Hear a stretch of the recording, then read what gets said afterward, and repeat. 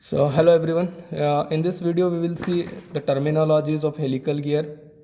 Okay, so now the basic difference of spur and helical gear is that in case of helical gear the teeth are inclined to the axis of rotation. For example, here the axis of rotation will be like this. So the teeth are inclined with the axis of rotation. Okay.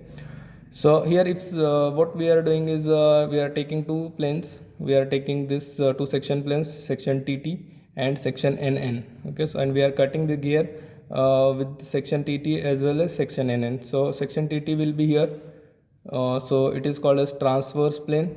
Okay, so the gear will look like this. Okay, now if we cut along this section NN plane, and if we draw here the sectional view, so it is section NN and normal plane, and if you are observing from this side, okay, so it will look like a spur gear. Okay. So in section NN the helical gear will look like a spur gear. Okay, now we'll see the terminologies related to this.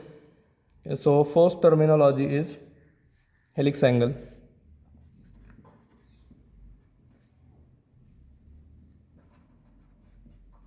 And we are denoting is by psi. So helix angle is nothing but the angle of teeth with axis of rotation. Okay, so here the teeth are inclined, so axis of rotation will be like this. So angle of the teeth with axis of rotation will be helix angle. Okay, so normally for single helical gear,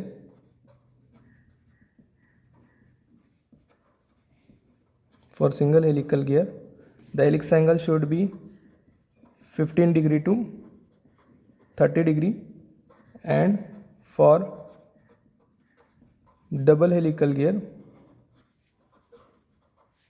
the helix angle psi should be 25 degree to 30 degree. Okay, so in this range the helix angle should be there. So if suppose not given, so you can assume any value in this range. Okay, then this is the first. Now second part is transverse circular pitch and transverse module. Okay,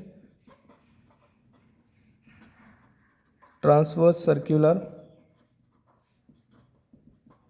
pitch and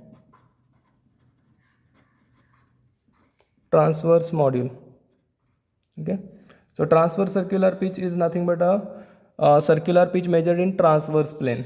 Okay, so for example here this is the transverse plane, and circular pitch measured in transverse plane is nothing but here P. So this P is nothing but transverse circular pitch. So circular pitch measured in transverse plane is transverse circular pitch, and we are denoting it by P, and transverse word module we are denoting it by M. Okay, so the module in transverse plane is transverse module. Got this? Now transverse circular pitch you can calculate like P is equal to pi d by z. Okay, so pi d is nothing but the circumference divided by number of teeth. So circumference by z will be your transverse circular pitch, and here d by z is nothing but M. So you can write here P is equal to pi into M. Okay, now here from this you can again write M is equal to P by pi. Okay, so transverse circular pitch divided by pi. So like this, this equation only I have rearranged the terms in terms of M. So you can write like this also. Okay, then the third thing is normal circular pitch and normal module.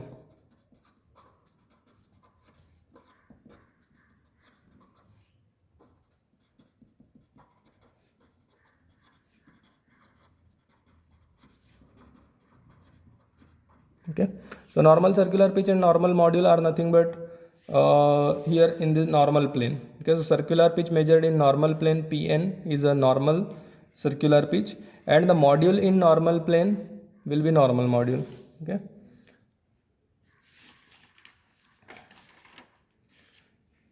so here Mn. Now from this, okay, so here transverse circular pitch divided by pi. So here Mn normal module will be normal circular pitch divided by pi. Okay, so here from figure ABC, now we'll take this triangle A, B and C. Okay, so I am redrawing here the triangle. So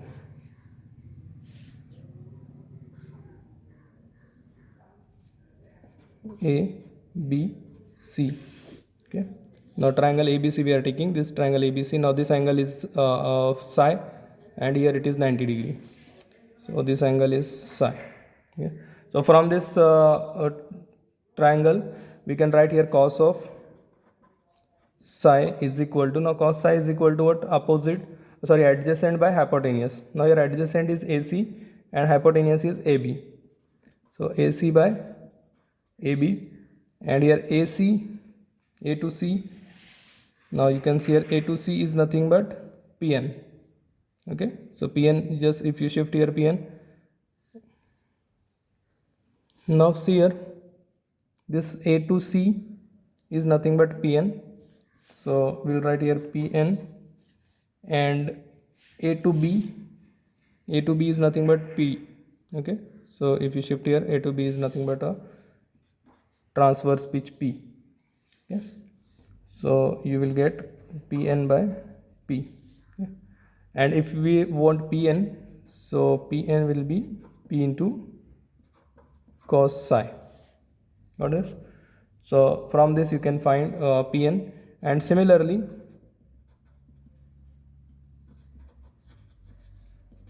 Mn is equal to M into cos psi. Okay, so from this you can find Mn also, normal module, and here M is will be transverse module. So this is the relation between normal module and transverse module, and this is the relation between normal circular pitch and transverse circular pitch. Okay, so based on helix angle you can find this relation. Okay, thank you. So in the next video we'll see the next part.